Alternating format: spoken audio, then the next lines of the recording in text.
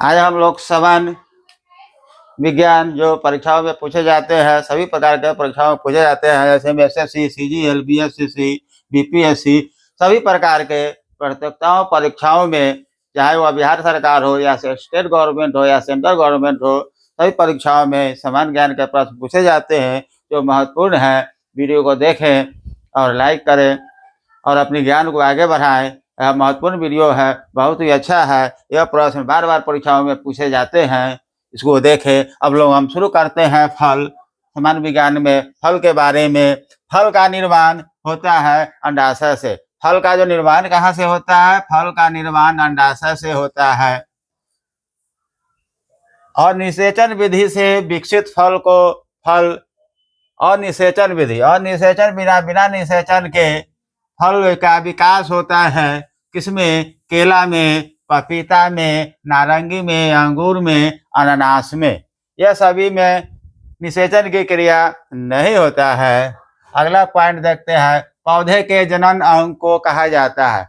पौधे के जनन अंग या प्रजनन अंग कौन होता है?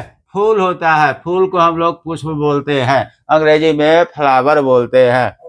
तो पौधे का जनन अंग पुष्प हो गया।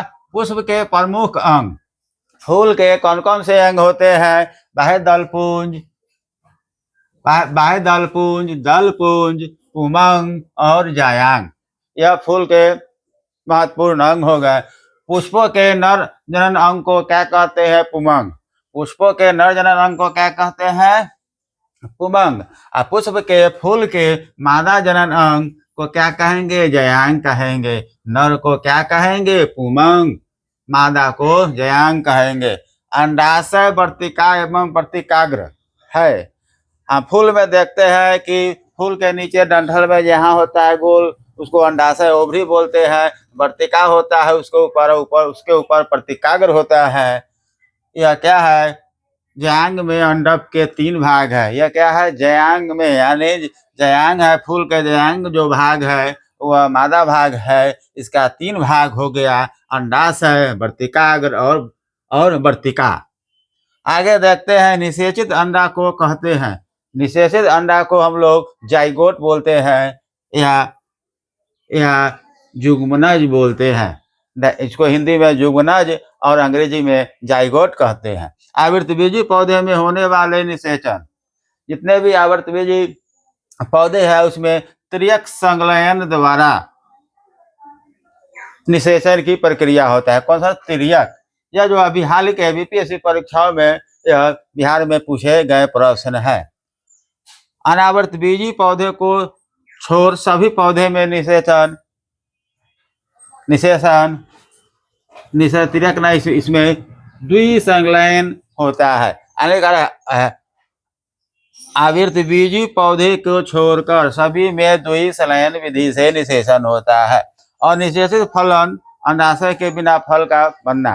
अनिषेचित फलन, अनिषेचन के द्वारा फल का बनना, जो अंडाशय के बिना फल का बनना होता है। इसमें अंडाशय से फल नहीं बना।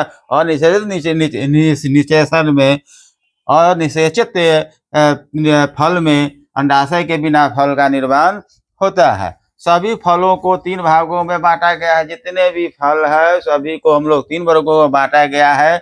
सरल फल, जिसको हम लोग सिंपल फ्रूट कहते हैं। सरल फल, जिसको हम लोग सिंपल फ्रूट कहते हैं। सरल फल का उदाहरण हो गया